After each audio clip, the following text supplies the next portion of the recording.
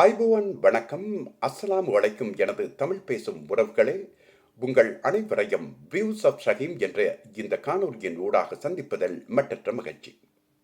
இன்றைய பேசும் பொருள் தேசிய மக்கள் சக்தி இலங்கை முஸ்லிம்களை புறக்கணித்துள்ளதா என்பதாகும்.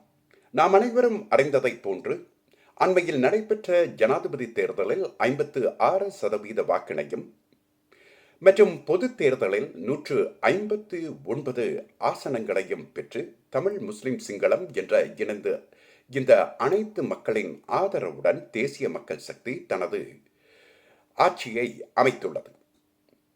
இந்த ஆட்சியை அமைத்த பின்னர் அனைத்து மக்களும் மகிழ்ச்சியோடு இருந்தாலும் அந்த மகிழ்ச்சி முஸ்லிம் மக்களுக்கு ஒரு சில நாட்கள் மட்டுமே இருந்தது. இதற்கான காரணம் தேசிய மக்கள் சக்தியின் அமைச்சரவை நியமனம் நடைபெற்று முடிவடைந்தது. அதிலே ஒரு முஸ்லிம் அமைச்சர் கூட நியமனம் கூட இல்லை. இது இலங்கை முஸ்லிம் மக்கள் மத்தியிலே ஒரு ஏமாற்றத்தை ஏற்படுத்தியுள்ளது. ஒரு அங்கலாய்ப்பு, ஒரு கலக்கம், ஒரு சஞ்சலம், இவற்றை விட ஒரு பயத்தையும் ஏற்படுத்தி இருக்கிறது. இதுதான் உண்மை நிலைமை. ஆயினும் 1948 ஆண்டு முதல் 2024 ஆண்டு வரை இருந்த இந்த பாரம்பரிய பழைய அரசியல் முறையில் பழைய அரசியல் கட்சிகள் இனவாதத்தை மனதில் வைத்துக்கொண்டு தேர்தல்களிலே இறங்கி சிறுபான்மை முஸ்லிம் தமிழ் மக்களின் வாக்குகளை பெற்று பின்னர் விசேடமாக முஸ்லிம் மக்களுக்கு 2, 3, 4 அமைச்சரவைகளை வழங்குவது இயற்கை. இது டீல் மூலமாகவும் இருக்கலாம் அல்லது ஏனைய காரணங்கள் மூலமாகவும் இருக்கலாம். இவ்வாறு நியமிக்கப்பட்ட அமைச்சர்கள் எமது சரித்திரத்தை எடுத்து பார்த்தால் அவர்கள் எப்படி தமது அமைச்சரவையை நடத்தினார்கள், எப்படி நடந்து கொண்டார்கள்.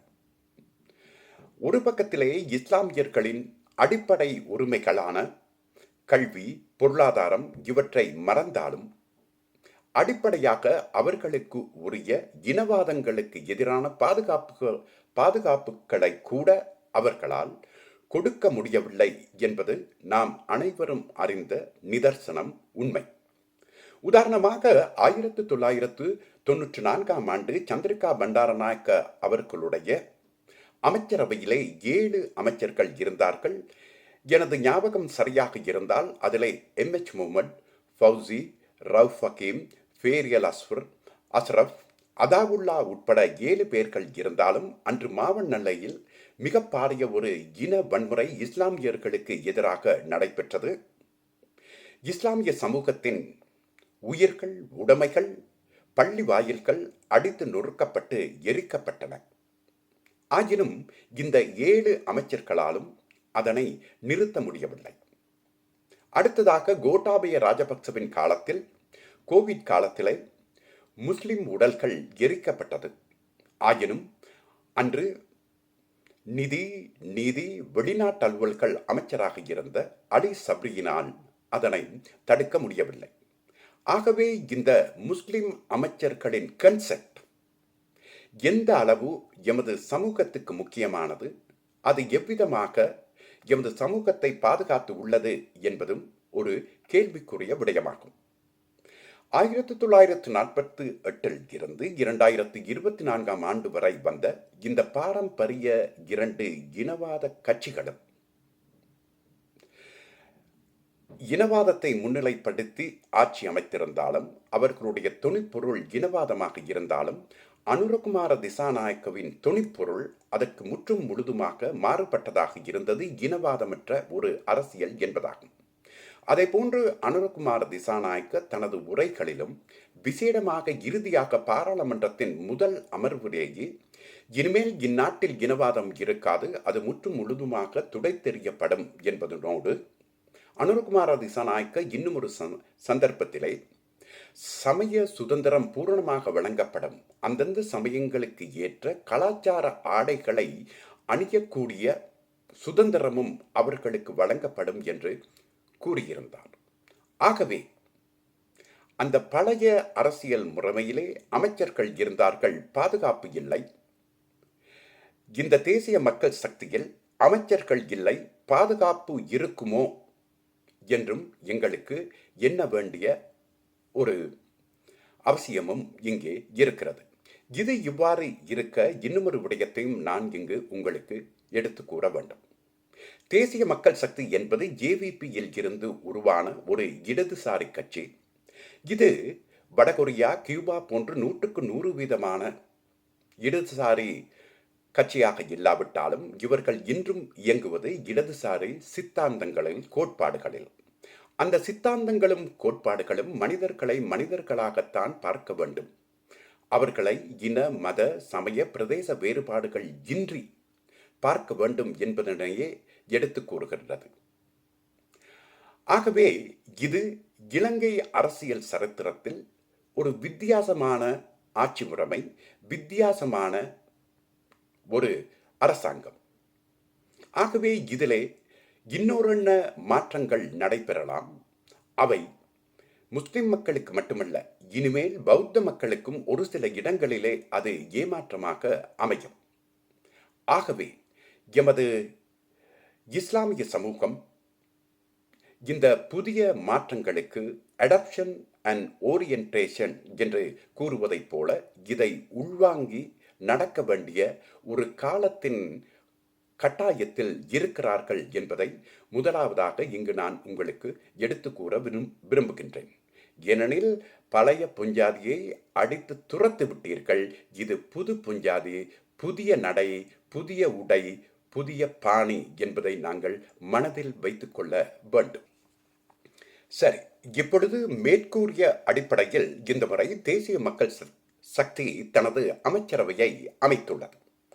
இந்த அமைச்சரவையை அமைப்பதற்காக இவர்கள் பாவித்த காரணிகள் அல்லது டூல்ஸ் என்னவென்றால், தொழிற்சார் துறையில் அந்தந்த அமைச்சரவைக்கு தேவையான தொழிற்சார் துறை கல்வி, அறிவு, அனுபவம், ஆற்றல், அத்தோடு அரசியல் அனுபவம், இவைகளைத்தான் இவர்கள் பிரதான காரணிகளாக, பிரதான டூல்ஸாக அல்லது ஃபேக்டர்ஸாக பாவித்திருக்கிறார்கள். அந்த முறையிலே இன்று அமைக்கப்பட்ட இந்த அமைச்சரவையிலே 7 பல்கலைக்கழக விரிவுரையாளர்கள், 2 வைத்தியர்கள், 1 பொறியியலாளர், 7 பட்டதாரிகள், அதாவது 21 அமைச்சரவையில் 17 பேர்கள் உயர்கல்வி, இளமானி, முதுமானி, கலாநிதி பட்டங்களை பெற்றவர்களாக இருக்கிறார்கள். இங்கே இவர்கள் இன மத வேறுபாடை காட்டவில்லை. அதே போன்று சிங்கள மக்கள் மத்தியிலே இருக்கும் உடரட்ட பகத்தரட்ட என்ற வித்தியாசம், அதே போன்று அவர்களுடைய சாதிய பிரச்சனைகள். முன்பெல்லாம் அமைச்சரவை அமைக்கும் பொழுது கோவிகம, கராவே, துராவே என்ற சாதிகளுக்கு எத்தனை என்பதும் முன்னிலைப்படுத்தப்படும்.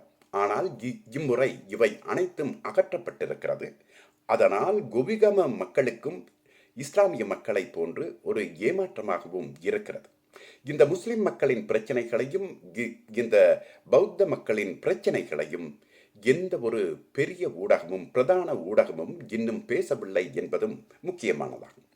அடுத்ததாக, இந்த உருவாக்கம் பெற்ற இந்த அமைச்சரவையில் அனைவரும் எதிர்பார்த்ததை போன்று இந்த தேசிய மக்கள் சக்தியின் பல முக்கிய மூத்த உறுப்பினர்களே இந்த அமைச்சரவையில் இல்லை என்பதும் உண்மையாகும். முதலாவதாக, நாமல் கருணாரத்ன இந்த அறகலையை என்ற போராட்டத்தின் ஆரம்பத்தை உருவாக்கியவர். இலங்கையிலே இருக்கும் விவசாயிகளை ஒன்றிணைத்து நெறியாள்கை செய்து தேசிய மக்கள் சக்திக்காக பல லட்சம் வாக்குகளை பெற்றவர் நாமல் கருணாரத்ன. இவருக்கு விவசாய அமைச்சு வழங்கப்படும் என்று எதிர்பார்த்தாலும் இவருக்கு அந்த எந்த விதமான அமைச்சும் வழங்கப்படவில்லை. அத்தோடு இன்று அவர் ஒரு துணை அமைச்சராகவே இருக்கிறார். அடுத்ததாக, சுனில் வட்டகல அனுரகுமார திசாநாயக்கவின் சட்ட ரீதியாக அனைத்து விடயங்களையும் பார்த்து கொண்டவர். ஜனாதிபதி தேர்தலுக்கான விண்ணப்பத்தை அனுரகுமாரையோடு போய் வழங்கியவரும் இவர்தான். தேர்தல் காரியாலயத்தில் ஜனாதிபதியாக இவர் பதவியேற்கும் பொழுது அவரோடு வந்தவரும் இவர்தான். ஆனால் சுனில் வட்டகல அவர்களுக்கும் எந்த ஒரு அமைச்சு பதவியும் கிடைக்கவில்லை. அதே போன்று சகோதரி கொட்டச்சி அவர்கள் தேசிய மக்கள் சக்தியின் பிரதான பிரச்சார பீரங்கி. இவருக்கும் எந்த விதமான அமைச்சுக்களும் வழங்கப்படவில்லை. அத்தோடு ஜேவிபியின் செயலாளர் நாயகம் டில்பின் சில்வா அவர்கள் தனது முழு வாழ்க்கையுமே தேசிய மக்கள் சக்திக்காகவும் ஜேவிபிக்காகவும் தியாகம் செய்தவர். அவருக்கு எந்த அமைச்சு பதவியும் வழங்கப்படவில்லை. அவர் அமைச்சு பதவிகளை கொடுத்தாலும் நான் ஏற்றுக்கொள்ள மாட்டேன் என்றே அவர் கூறியதோடு மட்டுமின்றி நேற்று முன்தினம் எனது கட்சி பல தியாகங்களுக்கு பின்னர் என்று வெற்றி அடைந்துள்ளது. ஆகவே இனி நான் இதில் இருக்க வேண்டிய அவசியம் இல்லை, இளைப்பாற போகின்றேன் என்றும் கூறியுள்ளார். இதிலிருந்து நாம் அறியக்கூடிய ஒரு விடயம், இந்த தேசிய மக்கள் சக்தியை பொறுத்தவரையில் இந்த அமைச்சரவை என்பது ஒரு கட்சி பணியே ஒழிய அந்த இஸ்லாமிய மக்கள் எதிர்பார்க்கும் அது ஒரு கௌரவமாகவோ ஒரு அடையாளமாகவோ இருக்காது. இங்கேதான் இஸ்லாமிய சமூகமும் இந்த தேசிய மக்கள் சக்தியும் முரண்படும் ஒரு இடமாக இது இருக்கிறது. மேலும் இம்முறை தேசிய மக்கள் சக்தி வடபகுதியில் இருந்து 5 தொகுதிகளை எடுத்திருந்தாலும் இம்முறை இந்த அமைச்சரவை நியமனத்தில் வடபகுதிக்கு எந்த விதமான, அதாவது யாழ்ப்பாண தமிழர்களை அவர்கள் அமைச்சரவையில் நியமிக்கவில்லை என்பதும் இன்னும் ஒரு உண்மையாகும். ஆயினும் இன்று இது சம்பந்தமாக வடபகுதியின் மக்கள் வாயை மூடிக்கொண்டிருக்கிறார்கள். இது சம்பந்தமாக அவர்கள் எந்தவிதமான ஒரு அதிருப்தியையும் இதுவரை இவர்கள் தெரிவிக்கவில்லை என்பதும் உண்மையாகும். அதை போன்று இந்த ஜேவிபியின் சித்தாந்தம் ஏற்கனவே நான் கூறியதைப் போன்று இது ஒரு புதிய அரசியல் முறைமை. புதிய புஞ்சாதி பழைய புஞ்சாதியை நீங்கள் அடித்து துரத்து விட்டீர்கள். 76 வருடங்களாக இருந்த அந்த மனைவியை அடித்து துரத்திவிட்டு இப்பொழுது புதிய புஞ்சாதியை எடுத்து வந்திருக்கிறீர்கள். இது புதிய நடை, புதிய உடை, புதிய பாணி. ஆகவே இதில் பல மாற்றங்கள் வரும், இதில் பல ஏமாற்றங்கள் வரும். எது எப்படி இருப்பினும் ஒரு விடயத்தை நான் இங்கு ஆணித்தரமாக எடுத்து கூற வேண்டும். அதாவது முஸ்லிம் சமூகத்தின் இந்த கோரிக்கையில் ஒரு உண்மையும் இல்லாமல் இல்லை.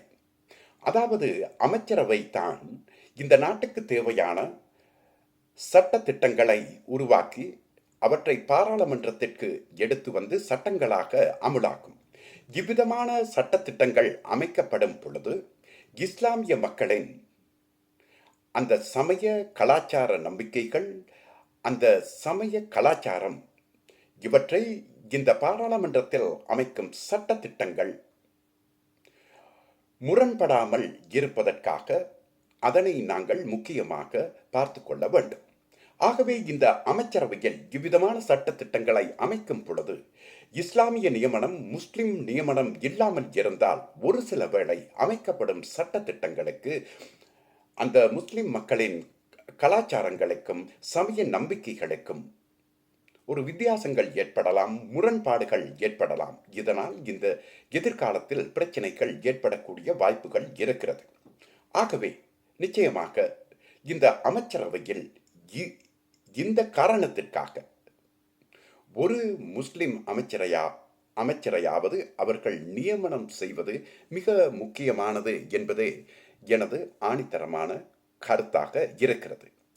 எது எப்படி இருப்பினும் நாங்கள் இந்த விடயத்திலே மிக மிக கவனமாக இருக்க வேண்டும். ஏனெனில் இந்த ஜேவிபியின் அளவுகோலில் இனவாதம் எனில் ஒரு இனத்தை சார்ந்தவர் என்பதற்காக அவருக்கு ஆற்றல் இருப்பினும் அவரை தவிர்த்தல், அல்லது ஒரு இனத்தை சார்ந்தவர் என்பதற்காக ஆற்றல் இல்லாமல் இருப்பினும் அவரை உயர்த்துதல், இதுதான் ஜேவிபியின் கண்ணிலே இனவாதம் என்பதற்குரிய ஒரு வரைவிலக்கணம். ஆகவே இஸ்லாமிய மக்கள், இலங்கை முஸ்லிம் சமூகத்தினர் ஒரு அமைச்சரவையை கேட்கிறார்கள் என்பதை அவர்கள் ஏற்கனவே அதுவும் ஒரு விதமான இனவாதம் என்று வர்ணித்துள்ளார்கள். இவ்விதமான ஒரு நேரத்தில் இப்பொழுது ஒரு முஸ்லிம் சமூகத்திற்கும் தேசிய மக்கள் சக்திக்கும் இடையிலே ஒரு சிறிய வெடிப்பு ஏற்பட்டுள்ளது. இது மிக பாரிய ஒரு பிளவாக ஏற்படாமல் பார்த்து கொள்ள வேண்டும். ஏனெனில் இந்த பிரச்சனையை பலரும் அரசியலாக மாற்றி அமைப்பதற்கு முயற்சிக்கிறார்கள். அதிலும் விசேடமாக பல முஸ்லிம் நண்பர்கள், அதிலும் விசேடமாக ஒருவர், அவர் கொழும்பிலிருந்து மெல்பனுக்கு எனக்கு தொலைபேசி அழைப்பை விடுத்து என்பிபி கட்சியின் சார்பாக எனக்கு வாக்கு கேட்க உங்களுக்கு ஏதாவது செய்ய முடியுமா என்று கேட்டார். அதாவது என்பிபியின் டிக்கெட்டை எதிர்பார்த்திருந்தார். அவருக்கு அது கிடைக்கவில்லை. இப்பொழுது அவர் இந்த பிரச்சனையை ஊதி பூதாகரமாக எமது சமூகத்திற்கு இதை வெளிப்படுத்துகின்றார். இது மிகப்பெரிய ஒரு பிரச்சனை என்றும், அமைச்சரவை எமது உரிமை என்றும், எமது சமூகத்தை தமது சொந்த நலனுக்காக தவறான வழியில் எடுத்து செல்பவர்களும் இந்த பின்னணியில் இருக்கிறார்கள். ஆயினும் பெரும்பாலானவர்கள் இல்லை, எமது நியமனம் இருப்பது நல்லது என்பதை உண்மையாகவே அறிந்தவர்களாகவும் இருக்கிறார்கள். ஆகவே எமது சமூகம் மிக மிகவும் கவனமாக இருக்க வேண்டிய ஒரு நிலைமை. ஏனெனில் சொந்த விருப்பு வெறுப்புகளுக்காக, சொந்த அரசியல் எதிர்பார்ப்புகளுக்காக எமது சமயத்தையே, எமது சமூகத்தையே விற்பனை செய்யக்கூடிய பயங்கரவாதிகளும் இதிலே, சமூக பயங்கரவாதிகளும் இதிலே இல்லாமல் இல்லை. ஆயினும் இந்த பிரச்சனையை நாங்கள் தீர்க்கலாம். அதாவது ஜனாதிபதிக்கு எந்த நேரத்திலும் இன்னும் ஒரு அமைச்சரவையை உருவாக்கலாம், வழங்கலாம். அது மிகப்பெரிய ஒரு பிரச்சனை இல்லை. மேலும் இந்த அமைச்சரவையை விஸ்தரிக்கலாம். இன்னும் ஓரிருவர்களை இந்த அமைச்சரவைக்கு எடுத்து வரலாம்.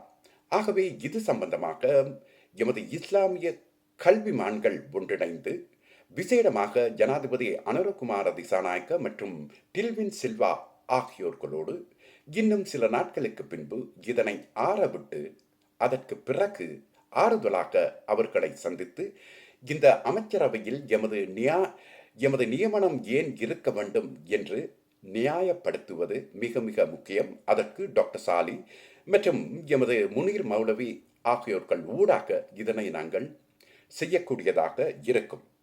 ஏனெனில் ஆடி கறக்க வேண்டிய மாட்டை ஆடி கறக்க வேண்டும், பாடி கறக்க வேண்டிய மாட்டை பாடி கறக்க வேண்டும். இன்றைய நிலையில் நாம் இதனை ஆடி கறப்பதா பாடி கறப்பதா என்பதை கூட தெரியாமல் இருக்கிறோம்.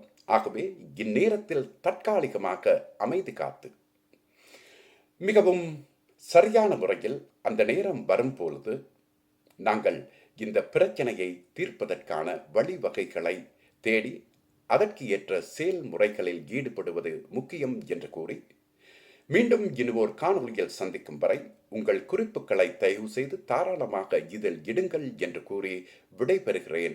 வணக்கம். அஸ்ஸலாமு அலைக்கும்.